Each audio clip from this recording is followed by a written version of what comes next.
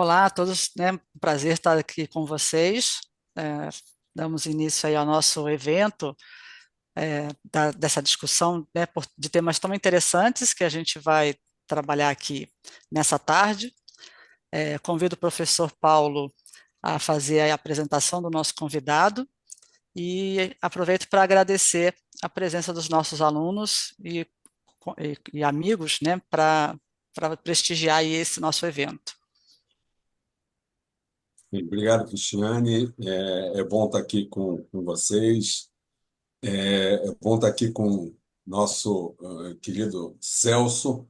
Celso, se eu fizer algum erro, Celso me corrija, né? Celso Junger Meiola, engenheiro agrônomo, formado pela Universidade Federal Rural do Rio de Janeiro. Tem muitos anos de experiência na frente ao Ministério da Agricultura. Então, é uma pessoa muito atuante, reconhecida no mercado pelas suas grandes contribuições, né? É difícil da gente chegar em algum lugar, em algum município do Ministério da Agricultura, que o Ministério da Agricultura Seccional Rio de Janeiro atenda, que as pessoas já não conheçam o Celso, né? Então, o Celso é diretor de desenvolvimento rural do Ministério da Agricultura, Rio de Janeiro, e ele tem, como eu falei, uma vasta experiência na área de agricultura, agroindústria, associativismo, cooperativismo, fazendo sempre o desenvolvimento, trazendo o desenvolvimento desses setores dentro do Rio de Janeiro. Então, a gente entendeu que era bastante oportuno ter uma pessoa desse quilate trazendo a sua contribuição, a sua experiência para conversar aqui com a gente, né? Então, essa pessoa. A gente tem também aqui conosco a doutora Silvia, que da SNEST, que é a nossa hub aqui da Sociedade Nacional de Agricultura, que é uma oportunidade, né, Silvia? Eu não sei se você quer falar um pouco, Silvia, sobre a SNEST, acha oportuno, né? Bom, com prazer, muito obrigada. Obrigada, professor Paulo, professora Cristiane. É bom encontrar o Celso aqui, é um amigo de longa data que a gente conhece eh, pela atividade dele no estado do Rio. O professor Celso é alguém muito ligado ao agro. No SNES, é o Hub de Inovação da Sociedade Nacional de Agricultura, lançado há 2 anos e meio, é um hub de inovação e está sempre às ordens da SNA digital, dos alunos, da inovação, não só no estado do Rio de Janeiro, mas das startups e dos inovadores no Brasil inteiro. Então, temos um site, Snash, procurar-nos na internet, temos uma presença física no mesmo prédio onde está a SNA, no terceiro andar, no centro do Rio de Janeiro, e ficamos às ordens de todos. Obrigada.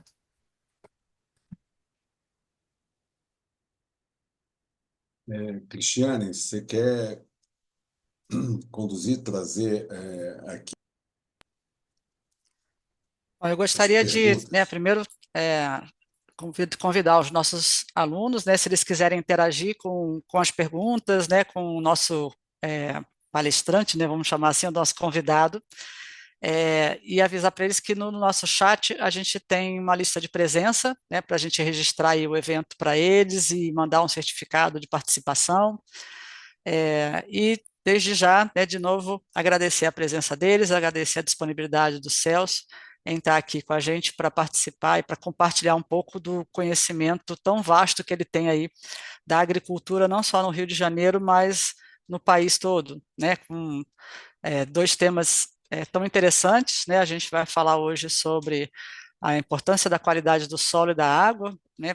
Pensando aí de como a gente vai trabalhar a produção de alimentos de forma adequada, com a questão do gerenciamento de comercialização e também sobre o associativismo e o cooperativismo, que são também temas importantes para os nossos alunos e para os nossos agricultores, para a gente conhecer um pouquinho da diferença entre esses dois modelos, né, de integração e, né, para não me alongar demais, né, a gente pode passar a palavra ao Celso, ele fique à vontade aí para usar o tempo que ele quiser, e os alunos, se quiserem interagir com a gente pede só que seja feito pelo chat para a gente conseguir organizar e não ficar abrindo o microfone várias pessoas ao mesmo tempo, a gente acaba tendo a dificuldade aí de escutar, tá? Mas fiquem à vontade para interagir com a gente no chat. Celso, fique à vontade, o microfone é seu.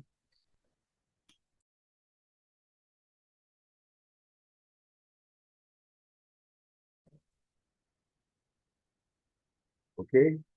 Estão me ouvindo? Sim, estamos ouvindo, Celso. Ouvimos Então, bem, primeiro sim. eu vou pedir desculpas aí, o celular, o computador reiniciou sem o sistema faz regularmente e reiniciou, por isso eu tive que sair do sistema rápido. Pedir também desculpas pela qualidade do equipamento, que não é muito bom, a câmera é muito ruim, né? Então a qualidade está prejudicada. Mas é importante a gente trocar informações, poder conversar um pouco. O Paulo me chamou de Celso Junver Merola, mas meu nome é Merola Junver. Quer dizer, meu último nome é Junver, né? É porque todos Perdão. conhecem como Celso Merola, né? Então o Merola acaba aparecendo ser o nome, mas não, é um nome de família. E é como é um nome assim, interessante, as pessoas normalmente usam Merola como há muito tempo sou conhecido assim. Bom, eu tenho 45 anos de formado pela Universidade Federal Rural do Rio de Janeiro. Esse período eu passei 3 anos na Emater Paraná, assim que me formei, e depois fiz concurso para o Ministério da Agricultura e até hoje estou no Ministério da Agricultura, há 42 anos.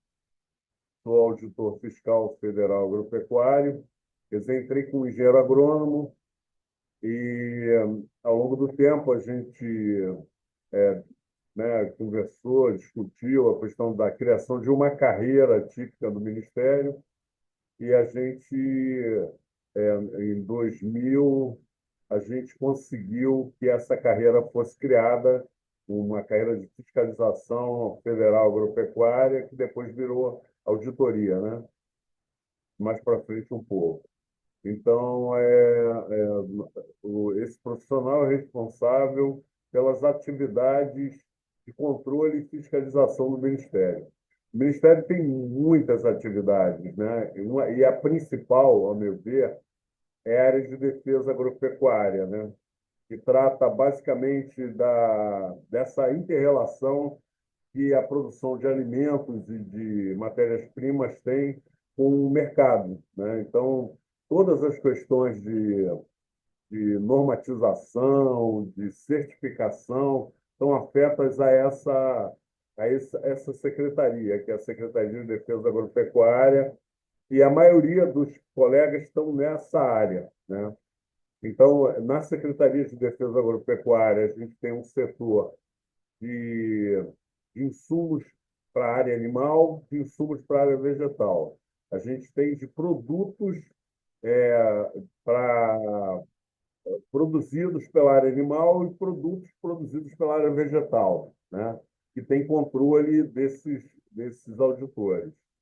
Então, nós temos aí diversos serviços que são executados e que são fundamentais para o produto produzido pelos agricultores, pelas agroindústrias, chegue com um padrão de qualidade no mercado consumidor, né? Tanto para exportação quanto para o consumo interno, né? Então, a gente muitas vezes questiona algumas coisas, né, em relação a, por exemplo, a entrada de produtos. Normalmente você vem, às vezes, do exterior e traz uma série de produtos, né? Na entrada, você precisa declarar o que você está trazendo, né? Sob pena de ser penalizado, inclusive, se o produto for apreendido. Por quê? Pelo risco de introdução, principalmente de pragas e doenças, né?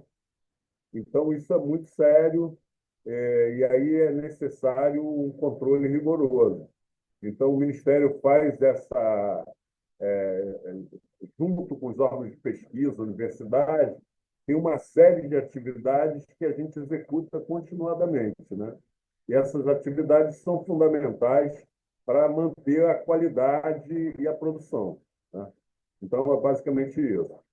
Eu, no momento, no Ministério hoje, eu estou responsável pela área de fomento, na área de apoio ao desenvolvimento. Então, a gente pega as políticas de governo, né, tenta implementá-las. No momento, a coisa também é complicada, porque a gente sofreu um esvaziamento brutal, né? Muitos colegas se aposentaram e a gente não tem um quadro que realmente cumpra as necessidades, né? Então, a gente tem que se desdobrar para tentar cumprir um mínimo de atividades, né? E aí, o meu setor hoje, eu basicamente trabalho com agregação de valor a produtos agrícolas. Então, a gente já trabalha com alguns tipos de certificação, né? Por exemplo, produção integrada, né? Que é um sistema de produção em que você garante que o produto foi produzido com controles, né? Tanto no uso de insumos pesantes e outras coisas, como de agrotóxicos também, né? A gente trabalha também com produtos orgânicos, né? Que também é um sistema de certificação, né? Em que o produtor tem que cumprir uma série de normas e essas normas são atestadas e o Ministério acompanha, controla essas coisas. Fora isso, eu trabalho também com indicações geográficas, né? Que é uma forma de agregação de valor muito interessante, que é reconhecer um produto que tem uma tradição de produção ou que tem um diferencial em função de características ambientais, né, e do produtor que produz esse produto, né? Então, por exemplo, no Rio de Janeiro, a gente fez um trabalho com a cachaça de Paraty, né, desde o início. Quer dizer, a gente já tinha um trabalho de qualificação pelo Ministério, né, junto com o SEBRAE e com outras instituições. Depois, quando a gente viu que a gente tinha um produto reconhecido de qualidade, a gente propôs a indicação geográfica, né, que era um reconhecimento da tradição, e agora a Cachaça de Paraty conseguiu mudar de indicação de procedência, que é a questão da tradição, para denominação de origem, que reconhecer que o produto é diferente por conta da questão ambiental e de solo, né, local. Questões, né, socioambientais ali. Então, foi reconhecido agora no ano passado, né? Então, Paraty agora é uma denominação de origem para cachaça. Fora isso, a gente tem no Rio de Janeiro também uma indicação geográfica que também é uma denominação de origem, são as laranjas da região da Tanguá. A gente chama de Tanguá, que era o distrito de Itaboraí que produzia laranjas, né?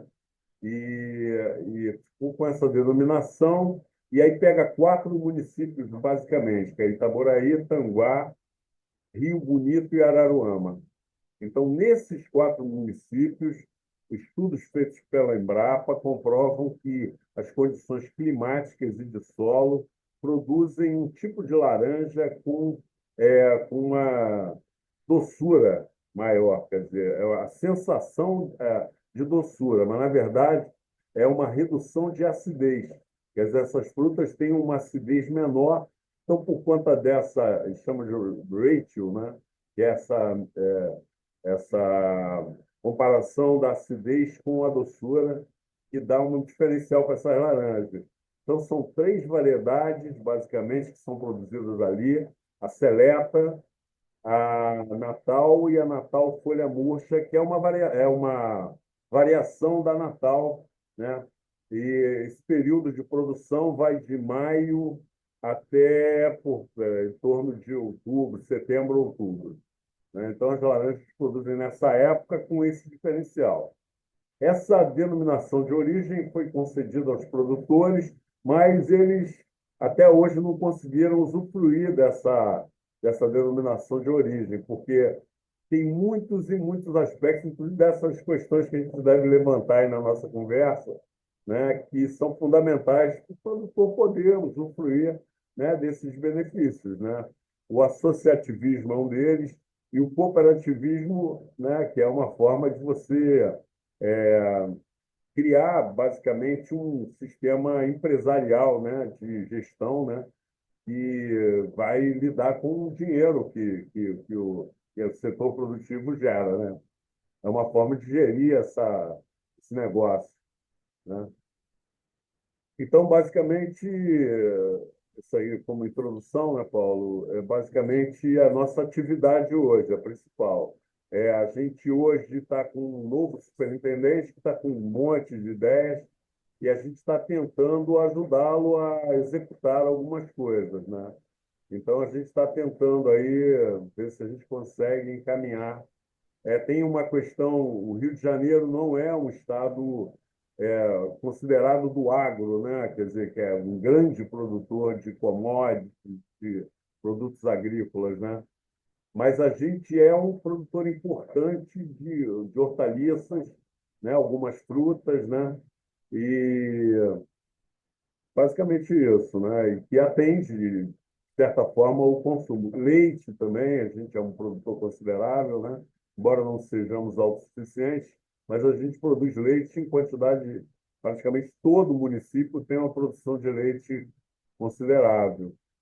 Gado de corte também, a gente aumentou a produção no Rio de Janeiro, e tem um aspecto que está surgindo agora, né? Quer dizer, que algumas regiões do Rio de Janeiro, principalmente a região de Macaé e a região de Campos, antigas áreas de cana, estão começando a produzir soja, né? Com resultados interessantes, né? Com produtividade acima da produtividade nacional. Na região de Macaé tem um produtor que está tendo resultados muito bons. Fora isso também, a gente, por conta do Porto do Açu, que é um porto profundo, né? O Ministério está discutindo que hoje é uma outra atividade que cresceu muito, que é a exportação de animais vivos, né? E principalmente para a região da região dos árabes lá, que o pessoal gosta de abater os seus animais da forma que eles preconizam em termos religiosos e tudo. Então, o pessoal está exportando navios com 4 mil animais, 3 mil animais, é uma coisa, assim, confesso, assustadora. Eu estive visitando um navio desse no Porto de São Sebastião, em São Paulo, mas a gente está começando a buscar isso aqui no Rio de Janeiro. Então, alguns empresários estão investindo para fazer essas unidades para receber os animais antes do embarque, e o embarque provavelmente vai ser no Porto do Açu. Então, isso está bem articulado. Segunda-feira a gente está indo para uma reunião para discutir isso, uma área que vai ser uma área de recebimento de animais para prepará-los para embarcar nesses navios, né, que bem complicado. É interessante, né, Celso, porque você está trazendo várias notícias de como é que o agro se desenvolve aqui, e eu tenho certeza que muita gente desconhece parte dessas informações, né? Essa do Rio de Janeiro está exportando animal vivo, eu não conhecia, isso para mim é novo, né? Mas você trouxe algumas questões bem interessantes na tua explicação. Então, assim, a gente pode falar que a qualidade do solo pode melhorar o alimento, o rendimento do alimento e até diferenciar esse alimento para o mercado, Celso? Com certeza. O solo é um dos elementos principais, né, da agricultura, né? Então, e o Rio de Janeiro tem uma quantidade enorme de solos diferentes, né, com características diferentes. A gente tem, principalmente nessa região ali dessa baixada, a gente tem áreas de turfa, né, que são solos orgânicos, né, são muito ricos em matéria orgânica, principalmente. né? Mas também rico em nutrientes, em alguns nutrientes, né? Quer dizer, eu não posso dizer que a gente tem solos como a Terra Roxa do Paraná, que é uma terra fantástica, né? A gente não tem esse tipo de solo, mas a gente tem solos muito interessantes que, com a devida correção, né? E uma das questões básicas, fundamentais, é conhecer esses solos, onde eles estão, né? E até para você poder manejá-los, né?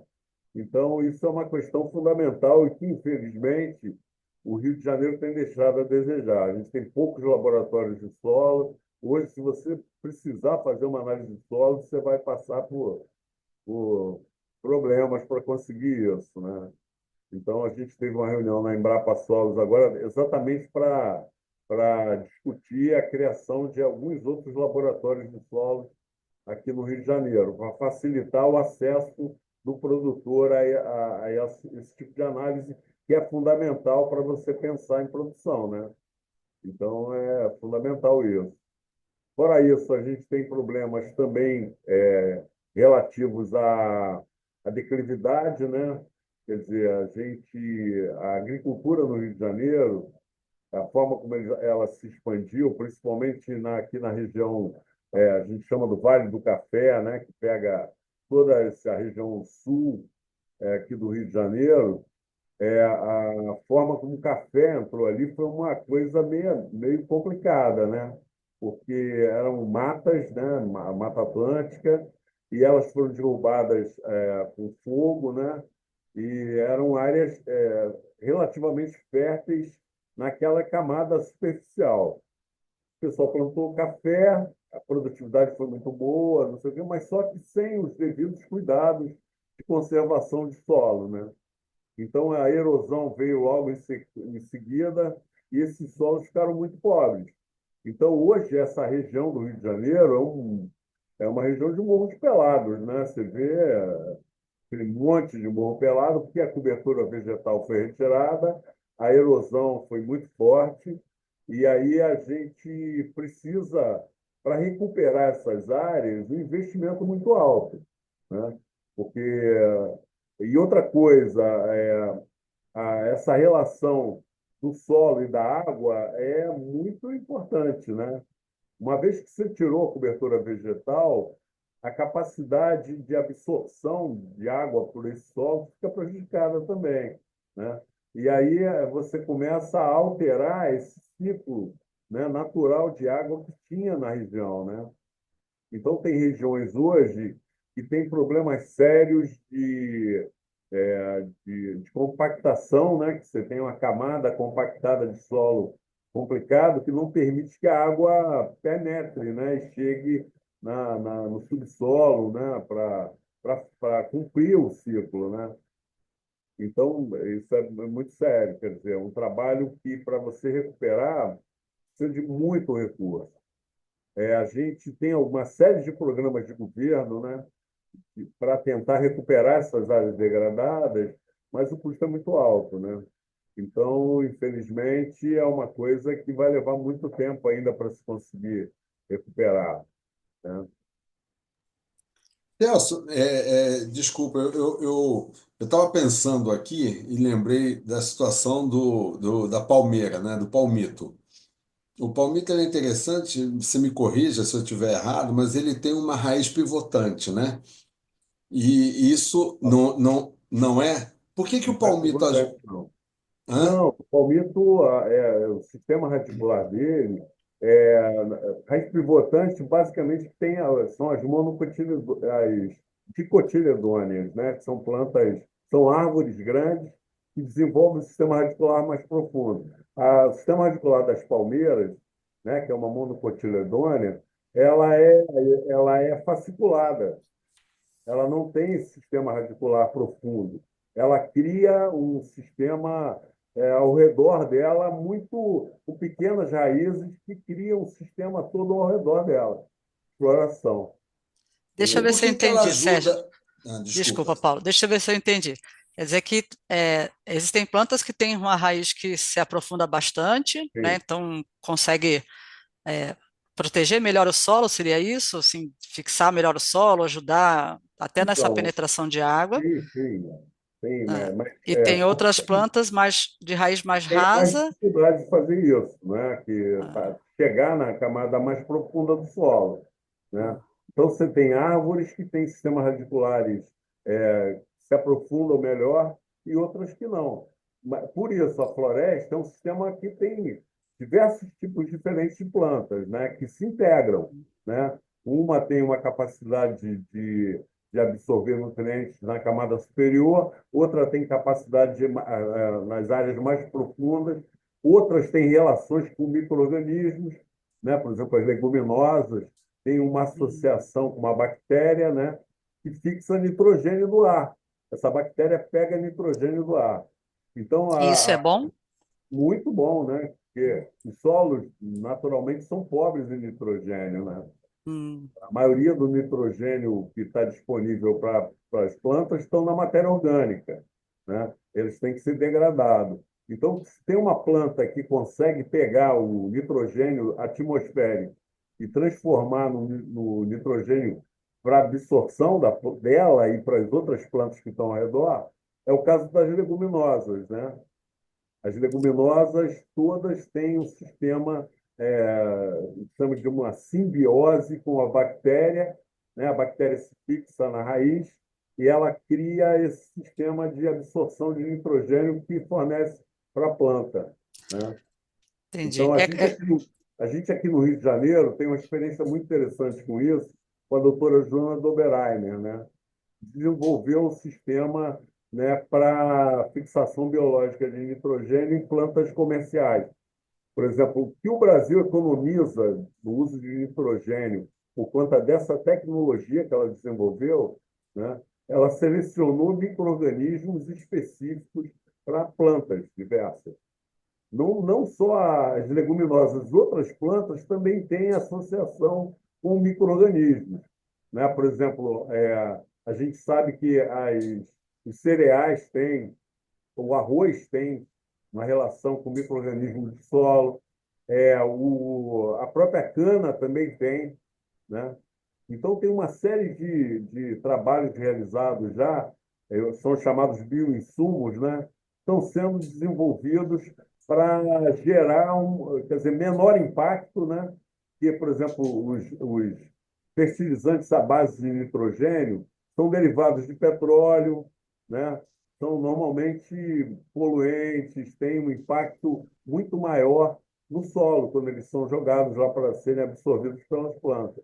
Então, se você pode criar um sistema, né, alternativo, né, é Natural. mais tranquilo, natural, né, e você não precisa disso.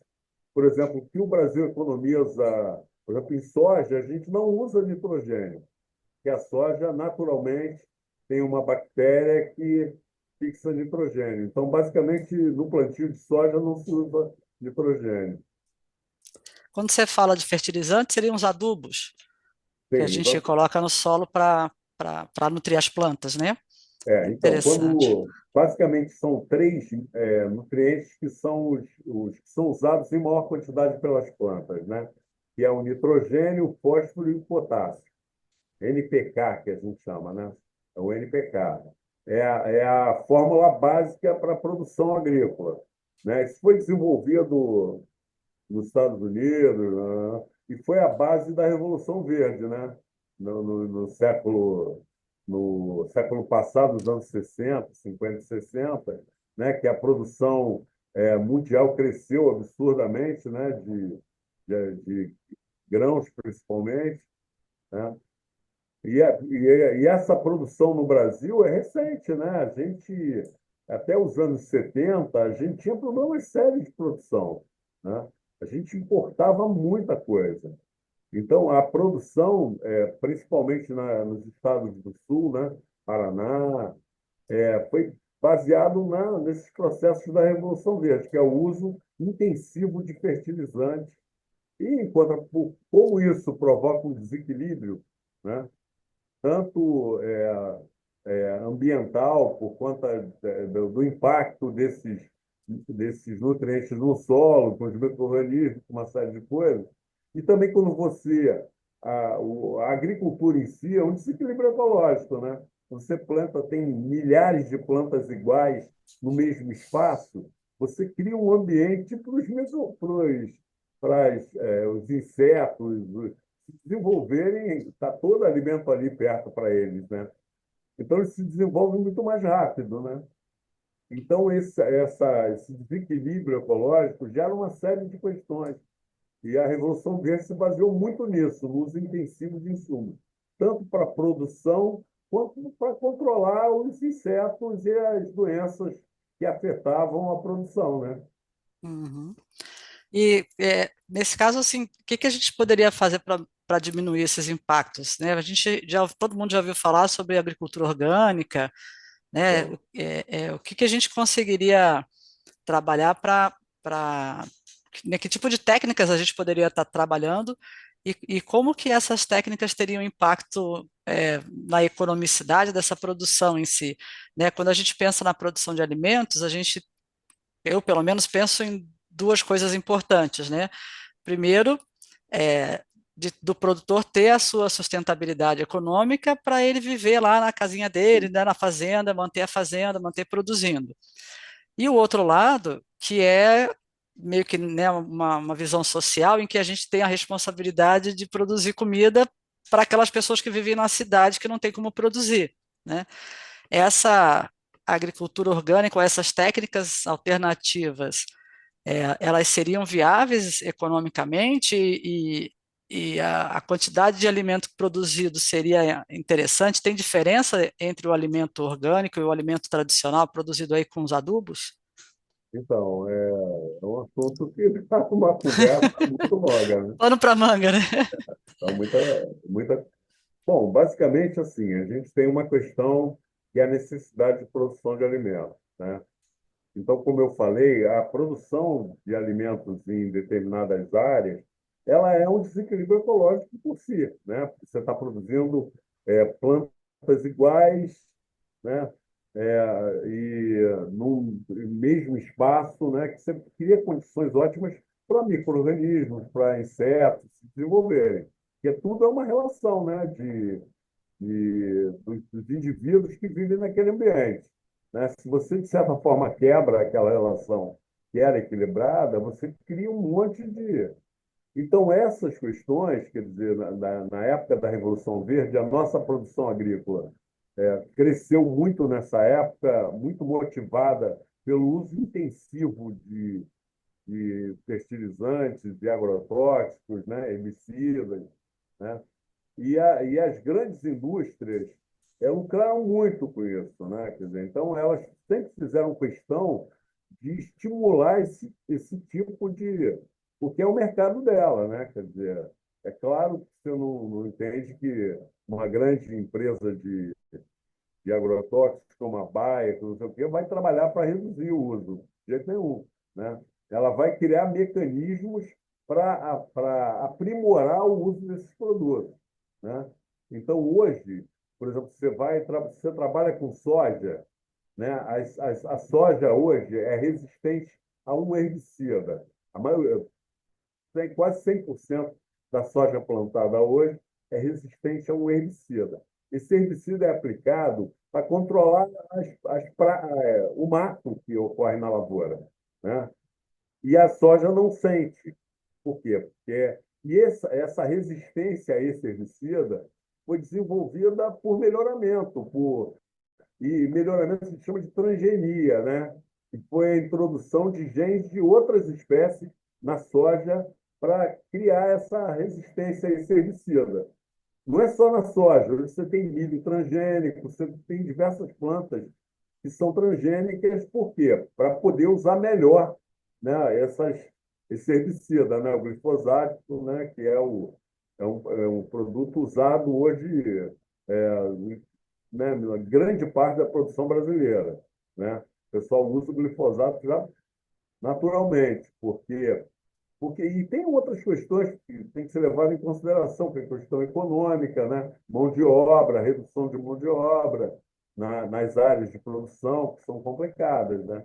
Então, assim, A gente fica, às vezes, numa situação complicada de ficar fazendo crítica aberta, né? Sendo que você precisa produzir, né? Esses impactos da produção agrícola, eles são previsíveis já, né? Quer dizer, a gente sabe que eles vão ocorrer, que a gente vai ter problemas com erosão, por exemplo, as mudanças climáticas, mesmo em função, né, da ausência de cobertura vegetal em algumas regiões, alterações climáticas, né, de épocas de chuva e outras coisas, em função desses impactos que a gente foi provocando. Né? Ninguém faz isso impunemente, né? Ocupar solo como a gente ocupou na região do Cerrado, né? Aqui mesmo na região da Mata Atlântica, a gente tem quanto de cobertura hoje vegetal, né? De Mata Atlântica no Rio de Janeiro? Muito pouco, né? Isso tudo ocorreu por quê? Por conta da exploração, principalmente agrícola, né? Então tem essas coisas. A produção orgânica, ela já existe há muito tempo, né? Então o pequeno produtor normalmente ele faz a rotação de cultura tradicionalmente, ele não planta a mesma planta sempre, ele faz essas mudanças, ele usa fertilizantes alternativos, né? Esterco, outros tipos de fertilizantes. Ao longo do tempo, o pessoal foi aprofundando esse conhecimento sobre essa relação da produção com as necessidades que a planta tem, né? E essa relação dela com os micro-organismos, com as outras ervas do campo, né? E isso foi acontecendo, né? E você, com certeza, tem produtos muito mais limpos, né?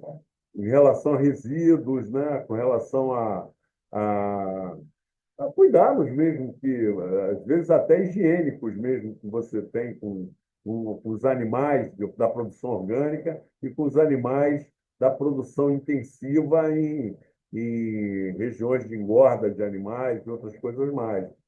Né? Então, isso é uma coisa que na a produção orgânica ela diminui esse impacto. Agora, a gente sabe que a produção orgânica ela não tem capacidade de alimentar a população inteira, né? É uma coisa que tem que ocorrer com um determinado tempo, né? Isso tem que ser construído, né? Eu entendo que é possível, sim, você conseguir aos poucos ir substituindo insumos e ocupando áreas de forma menos agressiva, né? A gente, por exemplo, hoje tem sistemas de pastagem, né? Que é um problema, né?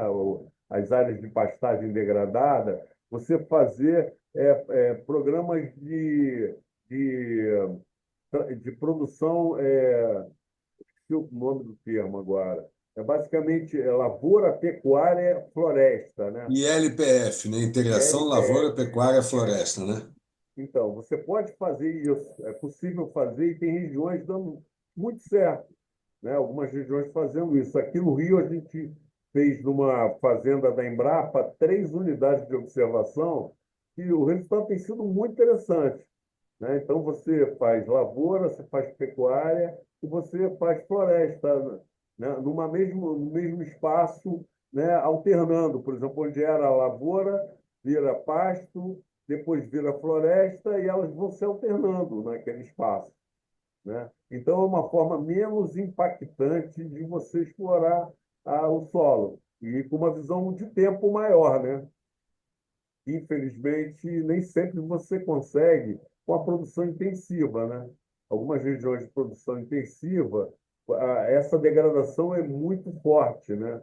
Então, você, em determinados momentos, nem usando quantidades maiores de fertilizantes, você consegue manter a produtividade que você tinha. Celso, E a gente no Rio de Janeiro, a gente tem muita declividade, né? Você chegou a comentar isso, né? Isso para algumas culturas é inviável, né? Ou seja, eu não consigo imaginar você colocar soja numa área de declives, aclives, né? Mas a gente pode estar falando aí de áreas de interação lavoura, pecuária, floresta para alguns lugares, mas para outras culturas, a gente pode estar falando agroflorestas, né? Você acha que a agrofloresta é uma solução, a gente poderia explorar melhor como uma política pública aqui no estado do Rio de Janeiro, uma vez que a gente não é uma área tão plana assim? Sim, eu acho que hoje, né, por exemplo, ontem eu até marquei uma visita de um produtor de cacau aqui de Rio Bonito, né? É bem interessante, Baobá, o nome da empresa. É produção de cacau orgânico em agrofloresta, né? E é muito interessante. Ele tem, além do cacau, ele tem outras frutas, ele tem banana, tem frutas da Mata Atlântica, cambucá e outras frutas, né, que ele explora, né? E aí é possível, sim, com certeza, né? Em sistemas agroflorestais, você ter sistemas muito mais equilibrados, né? Mas tudo com essa visão de médio e longo prazo, né? São sistemas de exploração que você não pode esperar tirar o que o cara tira numa área, um hectare de soja, numa região plana, com o solo bem tratadinho, cheio de fertilizantes, entendeu? Então, tem essas coisas. Por exemplo, você falou de palmito, né? Por exemplo, o Rio de Janeiro tem a área de Mata Atlântica e a palmeira principal era a Jussara, né? E quase foi à extinção, porque era usada para se fazer palmito de Jussara, né? É uma palmeira de haste única, né? E o pessoal descobriu que é possível fazer ela é prima do açaí, né? Ela é o Terpes Edulis e o açaí é o Terpes oleracea, são do mesmo gênero, né? Então dá para você fazer uma bebida parecida com açaí. Mas só que você não pode cortar a planta, porque você vai levar muito tempo para ter outra. Então é possível, você tem sistemas de manejo de jussara usando o fruto e não o palmito. Em contrapartida, você pode produzir palmito aqui na nossa região, uma palmeira da região amazônica, né? Que é a pupunha, né? Que a gente tem produção de palmito de muito boa qualidade, né? Produzida aqui na nossa região de Mata Atlântica, né? A gente, inclusive, está desenvolvendo uma indicação geográfica no Vale do Rio Mambucaba, entre Angra e Paraty, para a produção de palmito de pupunha, né? E é É, muito é, interessante. quando eu falei do palmito, eu estava pensando nas áreas que você falou que foram degradadas, foi tudo, cortaram tudo, né? Ficou um morro careca lá. A gente ali na região de Guaratiba tem algumas propriedades que o pessoal plantou palmito, só que não foi uma exótica, né? Palmeira real, né? Então eles colocaram bastante palmeira real. E aí eu falei da água, por quê? Porque alguns rios ali estavam secando. Depois que ele colocou a palmeira, os rios voltaram, né? E nem foi assim, nem teve a grama amendoim, mas isso não seria possível começar a recuperar parte dessas áreas, não com reflorestar por só reflorestar, mas de repente colocar palmeiras, colocar, e aí você vai recompondo o ambiente. Isso não é possível? Sim. É um sistema, uma agrofloresta, né, cara? Que você pega uma área com declividade mais acentuada e nessa área você faz um plantio com plantas mais perenes, né, que vão ficar ali, né? E você não vai cortar. No caso desse palmito, na palmeira real, eles cortam ela também de haste única, né? E é cortada totalmente. Mas ela produz, acho que com 3 anos, 4 anos, já é possível, né? Fazer um corte. É, Então, é só que o que possível que eles de estão fazer esse tipo. fazendo? Eles plantam para 3, 4 anos cortar, mas eles colocam uma segunda palmeira junto. Porque quando ele corta a primeira, aí a segunda Outra se coisa. desenvolve e aí Sim. ele vai fazendo o replantio constante, né? Não, é possível, sem dúvida. Ela não tem um sistema radicular profundo, mas ela faz uma cobertura muito boa do solo, né? Aquela região ali, as terras ficam agregadas pelo sistema radicular dela E aí cria um sistema ambiental interessante, né? Mas, assim, a agricultura, né, principalmente nessas áreas tropicais, nunca é interessante fazer monocultura, né? Quer dizer, o ideal é você fazer culturas integradas, exatamente para aproveitar as diversas características dos seres que estão envolvidos naquele sistema de produção, né? Então, isso é fundamental. Por exemplo, você vê hoje, no Rio de Janeiro, tem algumas experiências interessantes acontecendo. Por exemplo, o lúpulo, né? Que era uma planta que eu nem imaginei que a gente pudesse um dia produzir, principalmente aqui no Rio de Janeiro. É uma planta de clima frio, né? Normalmente nas regiões de extremos, que era produzido basicamente pela Alemanha, Tchecoslováquia, Estados Unidos, né? E sempre disseram que era impossível. A gente está com resultados muito interessantes na região serrana do Rio de Janeiro, né? O pessoal entendeu que ele não precisa do frio para florescer, ele precisa de horas de luz, né? Porque nessas regiões mais extremas, os dias no verão são muito longos, né? Quer dizer, sendo às 9 da noite, você ainda tem luz nessas regiões, né? Nas regiões mais próximas aos trópicos, os dias são mais curtos, mas nas regiões mais no verão eles são muito longos, como no inverno são muito curtos, né? Mas então o pessoal faz a indução por aumento da iluminação e está conseguindo resultados ótimos de produção de lúpulo na região. Agora, o custo de produção é alto porque eles estão fazendo em área protegida, né? Com sistemas de uma trepadeira, né? Uma planta trepadeira, você tem que fazer toda a parte de estrutura e a iluminação que é cara, né? Quer dizer, quando você aumenta, você utiliza energia elétrica, aí o preço, o custo vai lá para cima.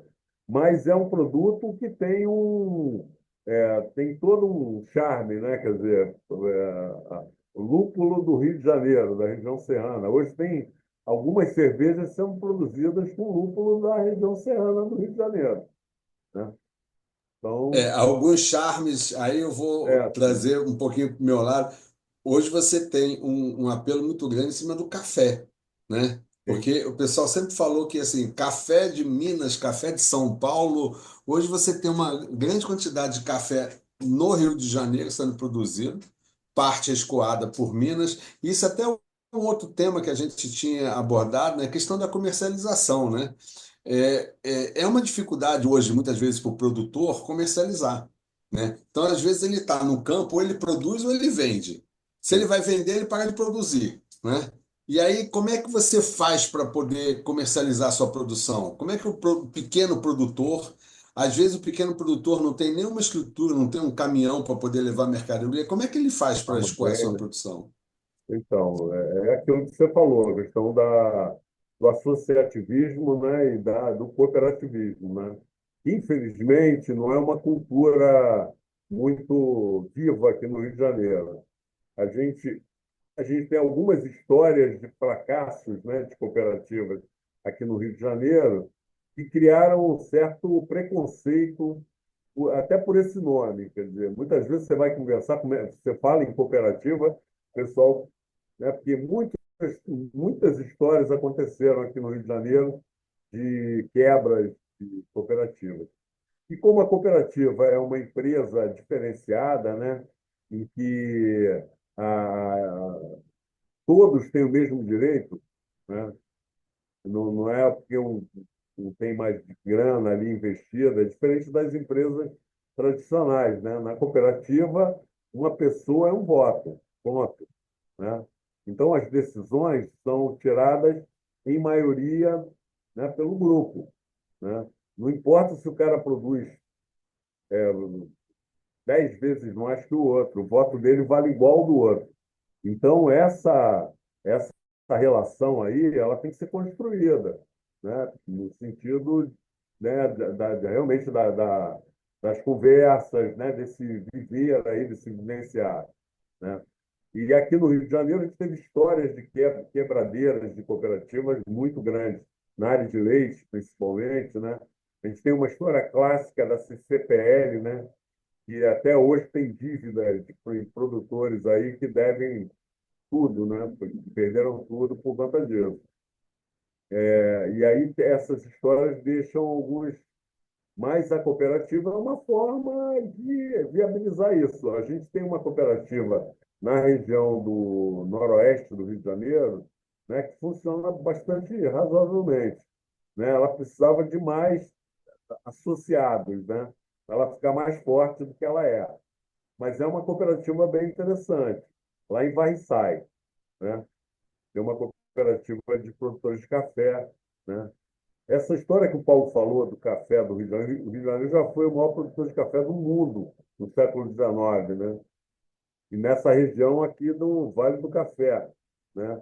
Então a gente produzia praticamente, era o maior produtor brasileiro, disparado, e era o maior produtor do mundo, exportava café, e a gente tinha os barões que lucraram com esse dinheiro, e a exploração do café nessa região se deu toda em cima de trabalho escravo, né?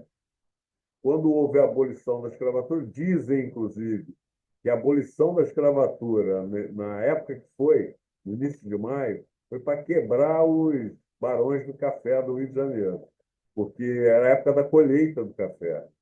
Começa a colheita do café na região. E aí o pessoal ficou sem colher.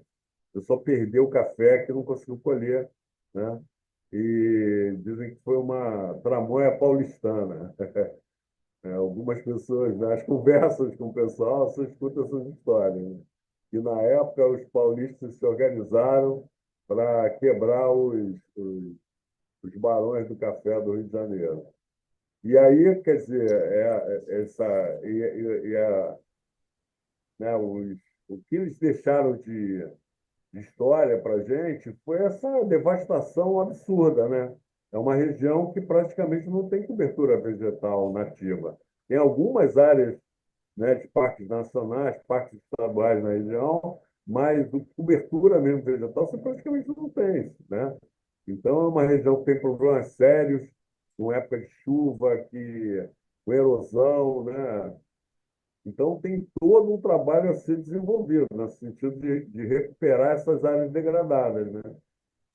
É um A trabalho longo. Floresta da Tijuca foi uma área de café, né? Era Não. uma fazenda de café, né?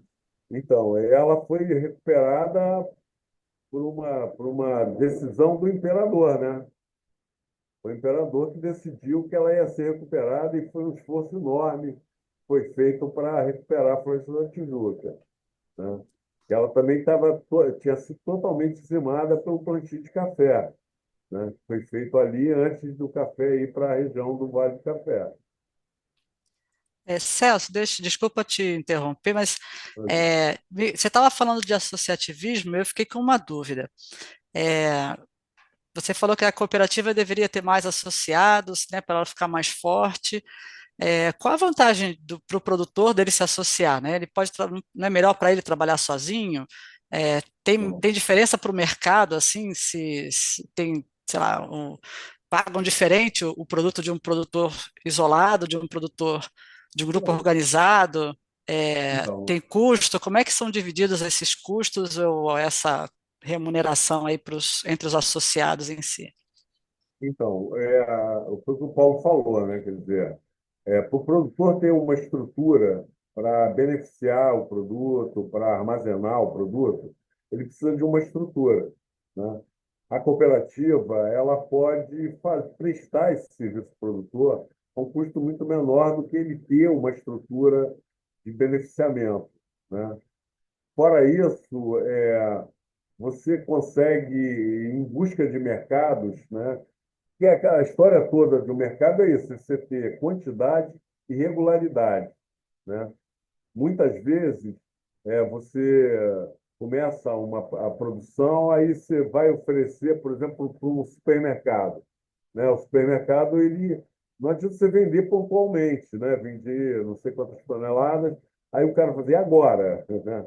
Vendi tudo, seu produto foi muito bem recebido, mas você tem para me fornecer outros? Não, né? Porque ele vai precisar na outra safra ter essa produção. Então você pode reunir o seu produto e comercializar de uma forma mais fácil, né? Fora isso, tem a questão toda de prestação de serviços que você pode ter pela cooperativa, né? Por exemplo, a cooperativa pode ter uma estrutura de técnicos para prestar serviço para o produtor a um custo menor, né? Infelizmente, a assistência técnica pública deixa muito a desejar. Se a gente tivesse uma Emater bem estruturada, né, que atendesse o produtor nos diversos municípios, seria perfeito. Só que a gente não tem. Então, por exemplo, a cooperativa ela pode ter uma equipe técnica que vai permitir ao produtor é, ter essa assistência técnica, levar o seu problema lá para o técnico ajudar a resolver. Outra coisa é a questão dos insumos também, né? Por exemplo, quando você compra calcário, que é um elemento fundamental na produção, né? Porque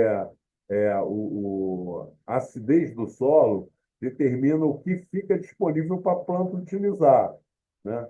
Os nossos solos são muito ricos em alumínio, que é um elemento tóxico, né?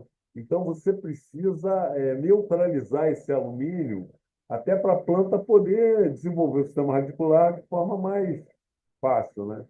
Então, por exemplo, se você compra 1 tonelada de calcário, você vai pagar, se você for comprar pessoalmente, você vai pagar um valor, não sei quanto que está a tonelada, sei lá, mil e poucos reais. Mas se você compra 300 toneladas, você vai conseguir um preço muito mais baixo. E esse ganho pode ir para o produtor, né? Ele pode pagar menos se a cooperativa compra quantidades maiores e coloca para ele esse produto. Tem uma série de outros benefícios, né? Em termos de mesmo da convivência entre eles, né? Que eles podem se aproximar, trocar experiências, fazer eventos conjuntos para discutir uma situação ou outra.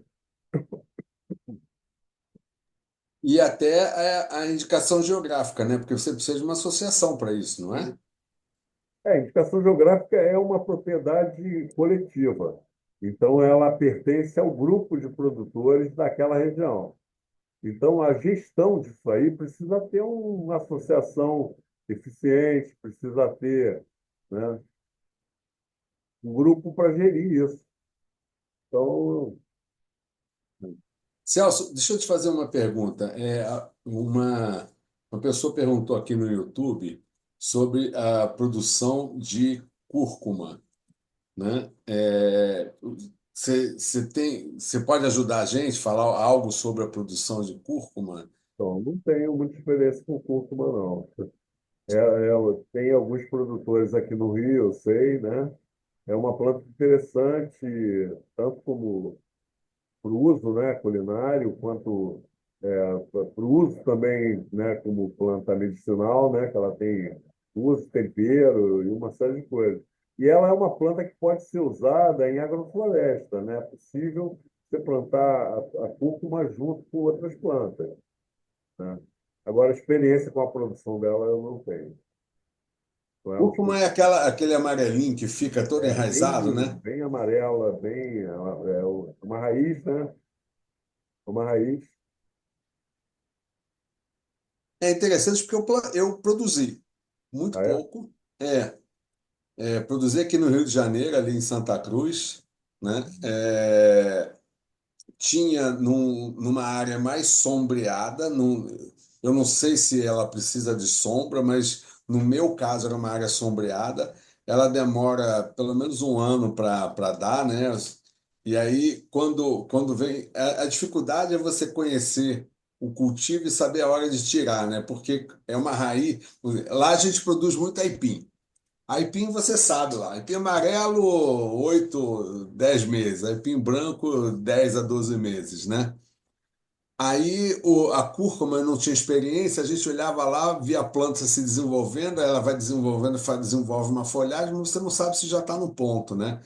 Então, assim, eu com certeza perdi muita coisa porque eu tirei mais cedo do que deveria. Mas algumas plantas a gente tinha uma produção muito boa. Aí eu tirei, aí eu tive um cliente meu que veio e falou assim: eu compro tudo.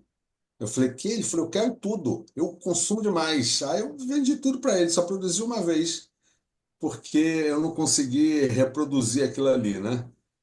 Mas você deixa uma pontinha só da cúrcuma e ela é que nem o aipim, né? Você bota um pedacinho do tronco, ele se desenvolve, né? O cúrcuma fez assim. Agora, eu não sei se eu fiz tudo certo, se eu fiz tudo errado, mas deu alguma coisa lá, né? Não tem experiência, Paulo, na Não. produção. Bem, temos alguma questão ainda a ser abordada, Cristiane? Então, a gente tem aqui na SNA Digital, né, os cursos de gestão do agronegócio, gestão ambiental e o de comércio exterior. E aí, um dos nossos alunos fez uma pergunta sobre essa, né, se o Celso tiver alguma colaboração para fazer com a gente aí, sobre essas questões dessas alterações climáticas, né, essas mudanças que a gente tem visto aí dentro do planeta, né, regiões que eram mais frias esquentando, regiões que eram mais quentes ficando mais secas, né, a redução, né, da distribuição de chuvas no planeta como um todo.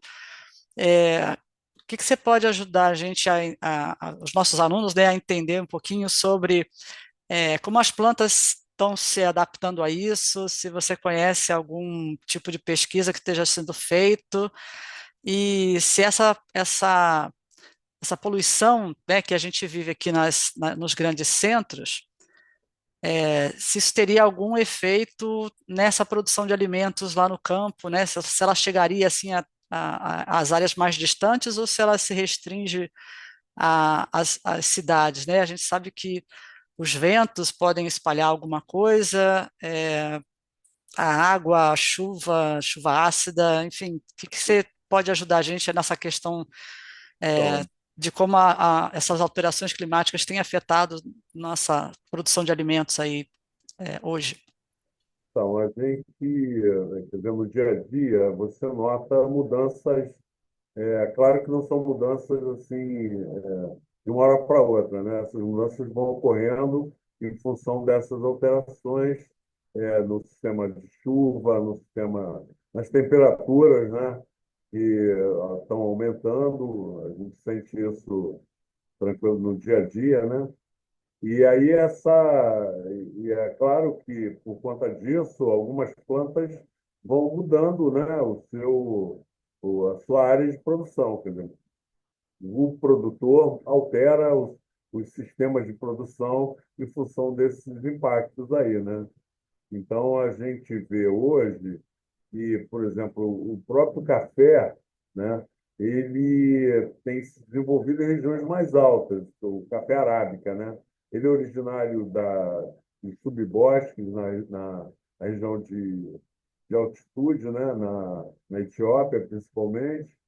E aqui no Brasil, a gente tinha produção em grande escala em regiões mais baixas, mas a gente sabe que está tendo um impacto muito grande. Então, o café hoje tem buscado as regiões de altitude, as regiões mais altas, né? E aí, nessas regiões, você tem cafés de maior qualidade, né? Com qualidade maior em função do menor impacto. É uma coisa natural, quer dizer, o produtor vai ter que buscar isso, né? Por conta dessas mudanças que a gente sabe que estão ocorrendo, não é conversinha, né? A gente já pode sentir as mudanças em uma série de regiões em que a gente vive no dia a dia, né? Por exemplo, aqui no Rio de Janeiro, a gente já nota algumas coisas, principalmente na região da fronteira com o Espírito Santo. A gente tem uma região que tem características quase semiárido, né? Aquela região ali de São Francisco de Itabapoana, São João da Barra, algumas regiões de Campos, né, em que a precipitação pluviométrica é muito baixa, né? A região noroeste do Rio de Janeiro também tem alguns pontos em que você tem condições muito próximas à região semiárida, né? Tem períodos do ano em que a precipitação é muito baixa. Então, você, quando passa por essas regiões, a paisagem é horrível, né? Praticamente você não tem nada verde, né? Porque as plantas estão secas, a cobertura vegetal praticamente não existe. Então, não fala-se em tentar impactar essas áreas com um reflorestamento intensivo, né? Eu não sei se isso dá resultado nessas regiões, né? Mas são experimentos que a gente precisa fazer, né? Isso é fundamental e os órgãos de pesquisa tentam dar esse suporte para o produtor, né? A gente tem solos com condições de, de produção bem precárias aqui no Rio, e aí você precisa dar esse apoio para o produtor, né? Para ele poder suportar esses impactos. Basicamente isso. Eu acho que, com certeza, está havendo essa mudança, né? E a gente vai ter que se adaptar a ela. Por Celso, tem exemplo, uma questão, por exemplo, desculpa. arroz, só uma coisa, por exemplo, arroz. O Rio de Janeiro já foi um produtor razoável de arroz, principalmente na região noroeste, nas várzeas, né, daqueles hoje. A maioria dessas várzeas estão secas, praticamente, né? Então, o sistema de produção de arroz irrigado está comprometido, né? Então, se quiser voltar, a gente até tem conversado sobre tentar voltar a produzir arroz no Rio de Janeiro, principalmente para atender aos sistemas de produção que o governo federal apoia, né? O PAA, PNAE, né?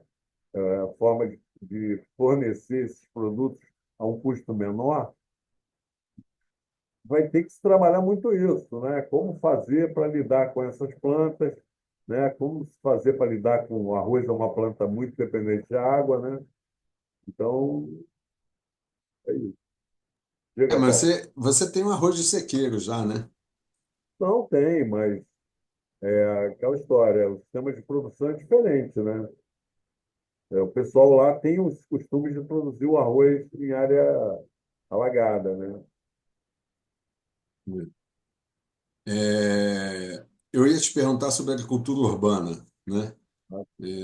Eu acho que eu não sei se a gente ainda tem muito tempo para a gente perguntar, mas é, eu me lembro que eu participei de uma banca onde houve uma produção de alimentos, aí especificamente espinafre, dentro do centro urbano, dentro do Rio de Janeiro, e apesar de toda a produção do espinafre ter sido cuidadosamente feita, seguindo o padrão de orgânicos, o espinafre tinha uma contaminação por causa do ônibus que passava e soltava fuligem e entrava naquele sistema da. Porque o espinafre, ele é assim, né? Você tem um caule e ele vai acumulando aquilo ali, né? Então, assim, existe um risco. Você acha que isso pode ser um problema para a gente imaginar a agricultura urbana? Você acha que dá para a gente investir em agricultura urbana? Isso seria uma solução para a gente? Bom, são duas coisas, né, Paulo? Eu acho que é fundamental você tentar desenvolver sistemas de produção na região urbana, né? Agora, você tem que tentar evitar essa contaminação, né, que em alguns momentos é complicado de você. Se você vai produzir ao lado de uma rodovia, numa área de passagem de ônibus ou de poluição por uma fábrica ou por um outro sistema, aí é complicado. Você vai ter que buscar áreas com menor impacto, né? Que é possível, né? Aqui no Rio de Janeiro tem algumas áreas em que você não tem esse impacto tão forte, né? Em que é possível você produzir algumas coisas. Fora isso, é possível se produzir também em alguns sistemas protegidos, tipo plasticultura, né, com uma cobertura plástica, para evitar que essa poluição chegue até as plantas, principalmente plantas para consumo crua, né, como alface, essas coisas, que é mais complicado, até para higienizar e tudo, né? Não, tá bom. É isso aí. É pensar, né, Celso? As soluções não são Tá, simples, nem um A pouco. gente precisa estudar Outra e coisa, vir né, Paulo, a atrás, né? questão da reciclagem, né? Por exemplo, hoje, fertilizantes reciclados, né? Com resíduos urbanos, com diversos tipos de resíduos que a gente gera no nosso lixo do dia a dia. Então, isso é importantíssimo, né, cara? A gente não pode abrir mão desse lixo que a gente produz, né? O ideal é você reciclar e utilizar na produção e tudo. Agora, você, às vezes, esbarra numa série de questões, né? Nós temos experiência aqui no Rio de Janeiro, que é o Organo Solo, né? Que é uma empresa que um colega criou que produz um fertilizante orgânico muito interessante, né? Mas hoje está se discutindo muito, inclusive, porque ele tem utilizado o lodo de estações de tratamento, né? De esgoto, que é uma coisa complicada, né? Por uma série de questões, né? Por, tanto, quer dizer, quando aquele produto lá é beneficiado pelas bactérias, pelos micro-organismos do ambiente, ele deixa de ser um esgoto, ele vira um fertilizante, né? Mas tem contaminantes do dia a dia que a gente consome, né? Por exemplo, remédios, né? Hormônios, uma série de coisas que o pessoal usa no dia a dia. Então, esses cuidados têm que ser levados em consideração, né? Então, você tem que ter muito cuidado com o uso desses fertilizantes. Tudo isso tem que ser discutido muito, né, cara? Acho que tem muita coisa para se. Tem um outro produto também que eu já usei, aqui, o GR Agrária, né? Que é um adubo também que vem de restos de animal, não é Animais, isso? sangue, né? Sangue. Aí o pessoal fala, não, sangue, mas aí diz que isso inclusive melhora. Eu não sei, né? Eu tive bons resultados com esse adubo, né? Celso, tem uma pergunta aqui que veio sobre a produção de pimenta. Quais os tipos são melhores para comércio? Então, a gente chegou a ter uma conversa com um produtor de pimenta tradicional aqui do Rio de Janeiro, né? Tentando estimular alguns produtores a começarem a produzir regularmente as pimentas, ah, porque basicamente tem a pimenta preta, né? Que é uma trepadeira que é produzida no Espírito Santo em grande quantidade e no norte, mas a gente praticamente não produz no Rio, né? Além dela, a gente tem aqui uma que a gente chama de pimenta, mas não é, que é a aroeira, né? Chama de pimenta rosa, que a gente tem a produção aqui no Rio de Janeiro, em algumas regiões, né? A aroeira é uma planta muito interessante tanto para o uso medicinal, né? Ela tem componentes que podem ser usados, quanto como tempero mesmo, né? É um produto que tem preço no mercado muito alto, né? Quanto às pimentas pepper, né? Que são as pimentas né? Que são plantas que a gente consome, pimenta vermelha, né? Pimenta verde, dedo de moça, essas variedades de pimentas que são muitas, que tem um mercado muito interessante. Agora, você tem tanto para venda in natura, quanto para empresas que utilizam ela para produção de temperos e outras coisas, que é um caminho a se procurar, conversar. Nem sempre essa relação com o empresário é muito boa, né? Normalmente, porque, na maioria dos casos, tem toda a questão da exploração mesmo, né? Quer dizer, o cara precisa ter lucro e ele vai jogar pesado com o produtor, muitas vezes. Então, para isso, é importante se o produtor está associado, tem uma cooperativa, tem alguma coisa, até para ele poder negociar mais facilmente o seu produto, né? Que ele individualmente, normalmente é bem complicado, viu? É verdade. E aí, mais uma vez, a gente volta para o tema da cooperativa, né? O associativismo, né? Você tem que se juntar para fazer um grupo e participar e ter mais vantagens, né? Mas Celso, eu não sei se tem mais alguma pergunta, Cristiane. Eu queria convidar os nossos alunos, se eles tiverem alguma questão, né, alguma pergunta, alguma curiosidade, para mandar a pergunta aí pelo nosso chat. É, e eu sim, queria só reforçar, né, a importância dessa, quase que uma palestra, né, uma aula que o Dr. Celso está nos presenteando aí, pela essa experiência que ele tem até do mercado mesmo agrícola, embora seja, né, um pouco mais focado no Rio de Janeiro, mas não é tão diferente assim em outros estados, né? Claro que as culturas e as características regionais mudam, mas é importante a gente conhecer, é, né, como gestores ambientais, gestores do agronegócio, como tecnólogos em comércio exterior, é importante a gente conhecer essas características de mercado, né, as exigências de cada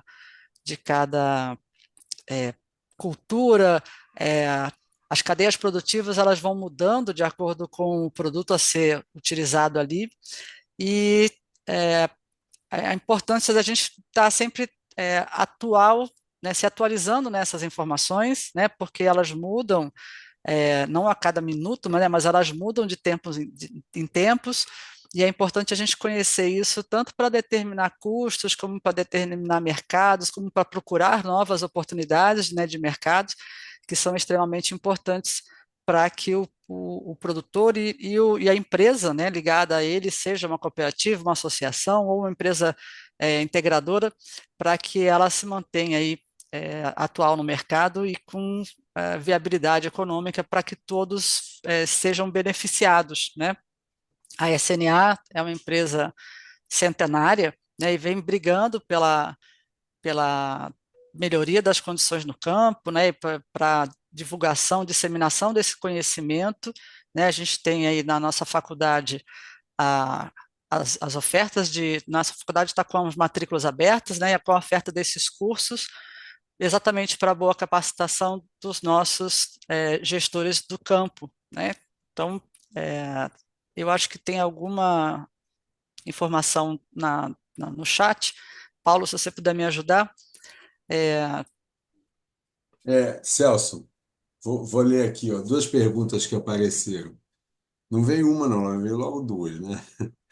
O professor Celso comentou acreditar ser possível uma transição do uso de insumos fertilizantes químicos por insumos naturais e orgânicos. Quais insumos disponíveis hoje poderiam ter a capacidade de ocupar esse mercado com oferta de volume e regularidade? É difícil, né? Porque a gente tem como é que é? Pó de rocha, né? Tem algumas coisas, a própria Universidade Federal faz, né? Vários insumos, né? Mas eu não sei a capacidade produtiva de atender um mercado tão grande, né? Mas hoje existem muitas empresas de bioinsumos no mercado, né, Celso? Então, hoje foi normatizado isso, o Ministério, inclusive, registra. Ontem, por exemplo, eu tinha marcado uma reunião com o pessoal da área de produção de algas, né? Aquela algas. A gente tem aqui uma produção na região da Baía de da Baía da Ilha Grande, ali tem uma série de produtores capaficos, né? É uma alga de origem asiática, né? Que se desenvolve muito bem na nossa região. E ela é riquíssima em potássio, riquíssima, né? O teor de potássio dela é muito alto. E o potássio é um elemento fundamental na utilização das plantas. Então, eles estão desenvolvendo uma base para um fertilizante de origem dessas algas, né? Estão colocando no mercado, estão indo para o mercado, né? Já tem um regularizado ali na região de Itaguaí, e esse é lá da região de Angra dos Reis, que também está se regularizando no Ministério, aqui no Rio, né? A produção de capacicos ela está permitida apenas em Santa Catarina, aqui na região da Bahia da Ilha Grande e parece que em uma outra região de São Paulo também, mas não está permitido no Brasil inteiro. Então, é uma coisa que, com o tempo, provavelmente, ela deve se estender por outras regiões. que é um fornecedor de fertilizantes, principalmente à base de potássio. E a gente praticamente importa tudo que a gente usa, né? Fora isso, a gente tem a base de fósforo, né? Que tem algumas experiências interessantes com micro-organismos que se associam à raiz das plantas para utilizar o fósforo que não está disponível para a planta no solo, né? Então, tem uma relação diferenciada, tem alguns micro-organismos que foram já selecionados e que provavelmente já estão sendo usados em alguns casos, mas eu acho que devem ampliar isso aí. O Paulo falou da questão do pó de rocha, né? Que também é uma experiência interessante, que precisa ser mais desenvolvida. Aqui no Rio de Janeiro, a gente tem uma área de produção de calcário na região noroeste do Rio de Janeiro, tem alguma produção, e fora isso, tem uma siderúrgica aqui na região que está utilizando um resíduo, né, como corretivo e fonte de cálcio e magnésio, né, que pode ser usado em escala grande, né, porque a produção é em condições bastante. Então, tem essas alternativas, né, para o uso de fertilizantes mais caros, né, porque o NPK hoje custa lá em cima, né? Cada caso é um caso, né, Celso? Tem que saber qual é a sua necessidade, qual o produto para buscar, né? Existem, de fato, muitas E tem alternativas, técnicas, né, mas Paulo? Tem técnicas que melhoram as condições das plantas, né? Rotação de cultura, uso de leguminosas, como adubos verdes, que a gente chama, né? Tem uma série de leguminosas que fazem esse papel muito bem. E aí você pode reduzir a utilização de fertilizantes à base de nitrogênio, que tem um custo alto, né? É a questão mesmo da alternância, né? De você ter uma cultura e depois outra, que elas utilizam de forma diferenciada os nutrientes, né? Então, você pode também fazer esse manejo. Eu volto à questão dos fertilizantes orgânicos, que eu acho que a gente vai ter que trabalhar muito isso, a questão da reciclagem, né? De uma série de resíduos aí que podem ser usados, né? Com cuidado, é claro, mas que podem ser usados na agricultura. Aproveitando o gancho, o Celso, a gente tem uma outra pergunta aqui, né, que o nosso aluno pergunta, voltando ao assunto da implantação lavoura, pecuária, floresta, né, você estava falando aí de rotação de culturas, quais são os pontos positivos e negativos dessa introdução? Então, primeiro, né, quer dizer, o aspecto negativo, né, é porque você vai precisar, basicamente, fazer esse planejamento, né? Porque não é uma coisa simples, você chegar e não vou plantar a lavoura para. Não, você vai ter que dividir a tua propriedade em talhões, né? Com levando em consideração declividade, tipo de solo, né? Tudo isso. A partir daí, em cada talhão, você vai ter que determinar quanto vai ser como vai ser essa rotação, o que vai entrar primeiro, depois em função da qualidade dessa área desse teu talhão, né? E depois ter acesso a esses insumos, né? As sementes, as mudas, né? Que tipo de planta você vai usar como lavoura, né? Você vai plantar o quê? Feijão, arroz ou alguma outra cultura. A pecuária, você tem o quê? Gado de leite ou gado de corte, né? E a própria floresta também. Você vai plantar o quê? Eucalipto, alguma planta mais nobre, com mais tempo de. Então, você vai ter que fazer toda essa planificação para poder começar a trabalhar, né? Não é uma coisa que você vai pegar e sair, né? Então tem tudo isso. Aí tem Você uma série de complicações, né, Paulo? O Paulo sabe bem, né? Para você quem citou, pretende, o que Celso, você vai fazer? perdão, Sim. você citou que a Embrapa tem feito pesquisa sobre esse tema, não? De lavoura, pecuária, floresta. É, e aí a gente, né, tem a recomendação que a gente faz é sempre que procure os técnicos, né, que possam fazer, orientar aí o produtor, porque essas técnicas, qualquer técnica que a gente vai implementar dentro de uma propriedade, ela precisa ser orientada exatamente, além de ela ter vantagens e desvantagens, ela tem muitos detalhes, vamos dizer assim, né? Não é uma receita de bolo pronta que a gente, você vai fazer, vai usar A, B e C e vai dar tudo certinho. Você tem a interação do tipo de solo, tipo de clima, a quantidade de chuvas que tem na região, a declividade do solo, a especialização do animal, se é um animal puro, se é um animal mestiçado, como você citou, né, a questão das plantas que vão ser utilizadas, o recurso financeiro disponível do produtor, né, que tem que saber, tem que ter capacidade, tem que ter caixa, né, de financeiro para poder investir, né, nessas atividades, porque apesar, né, o que a gente tem de informação que melhora a produtividade de das três espécies, tanto da produção animal quanto das duas produções vegetais, mas isso tem tempo, né? Principalmente a floresta, ela não é. A cultura você ainda faz 90 dias, 100 dias, 180 dias, mas a floresta é uma cultura mais lenta, né? Precisa de mais tempo para se desenvolver, para você poder fazer essa rotação. Mas é bastante. O que a gente tem de resposta, que eu conheço, né, é que tem uma resposta muito positiva para isso. Mas o entrave é sempre a necessidade absoluta de ter assistência técnica para analisar todos esses detalhes, né, todos os recursos da propriedade, para que seja implementado de forma adequada.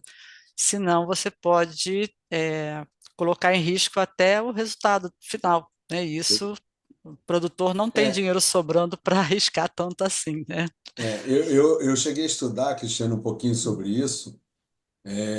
E aí eu me lembro, vamos dizer, primeiro o ponto que você colocou, né? A Embrapa dá toda assistência para o pessoal para fazer. Então tem uma Embrapa lá no Mato Grosso que trabalha, Embrapa Soja, que trabalha exatamente em cima disso, né? Mas o grande entrave que estava havendo era exatamente esse ponto que você colocou. Você pega uma área, destina uma área para plantar floresta, isso vai levar, vamos dizer, vai plantar eucalipto, isso vai levar 7 anos para te dar o retorno. O retorno é muito maior do que você plantar soja. Só que você fica 7 anos sem ver a cor do dinheiro, né? E aí o É, produtor não quer fazer, né? tem que ter caixa para aguentar 7 anos, né? É, exatamente. Então, a gente também tem que lembrar que tem as EMATERs, né, dos estados, né, as empresas de assistência técnica rural, né, que normalmente fazem uma assistência praticamente gratuita. E a gente tem as empresas de pesquisa dos estados também, né? Aqui no Rio a gente tem a Pesagro, a gente tem a EMEPA lá na região Nordeste e outras, né? Cada estado tem a sua empresa de pesquisa agropecuária, e os próprios técnicos do Ministério, né? Se você me corrija se eu estiver errada, mas tem o pessoal da Defesa Sanitária Animal e da Defesa Sanitária Vegetal também pode dar esse apoio aos produtores para as orientações, ou pelo menos para a indicação de técnicos que possam dar essa assistência para cada produtor rural. Tá? Bom, nós já vamos chegando aí a 1 hora e meia, né, nessa conversa tão absolutamente deliciosa, né? Mas a gente vai precisar, infelizmente, encerrar o nosso evento aqui. E aí eu gostaria muitíssimo de agradecer ao Dr. Celso Merola, à doutora Silva Wachner, né, à equipe da SNA Digital, ao Paulo e aos nossos alunos pela dedicação aí desse tempo aí conosco e convidá-los, né, a entrar em contato com a gente, se precisar, né, conhecer mais da SNA Digital, e agradecer aí mais uma vez a presença de todos nesse evento brilhantemente conduzido aí pelo Dr. Celso. Bom, eu quero agradecer o convite e pedir desculpas aí se essa forma meio atribulada aí, que foi um dia corrido. Então, é aquela história, né? Quer dizer, eu tenho alguma experiência em função da vivência nesse dia a dia, né? Da gente. Eu acho que algumas coisas a gente está empenhado em tentar apoiar essas mudanças, né, que são necessárias, né, são fundamentais. A gente entende que o Rio de Janeiro tem um potencial enorme para desenvolver a agricultura, não a agricultura do agro brasileiro, né, a produção de commodity, mas a agricultura com valor agregado, né? Eu acho que para a gente tem o exemplo dos cafés do Rio de Janeiro hoje, que a gente tem casos bem interessantes. A gente está desenvolvendo, além dessas duas indicações geográficas que a gente tem, a gente conseguiu que a FAPERJ lançasse um edital em 2023 e a gente aprovou 10 projetos de indicações geográficas para o Rio.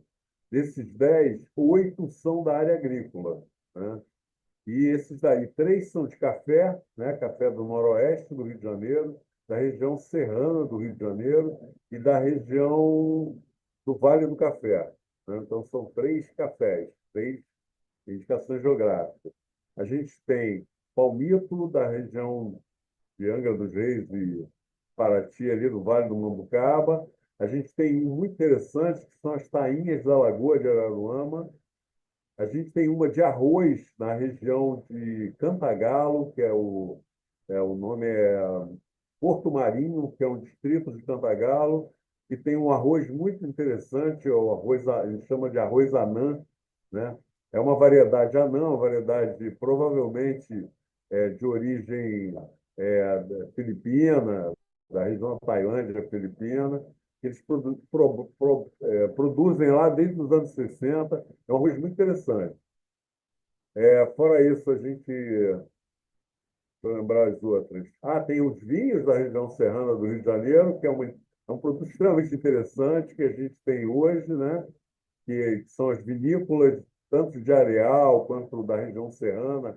Nova Friburgo, a gente tem uma vinícola muito interessante na periferia. A gente tem uma muito interessante em Paraíba do Sul também, uma vinícola.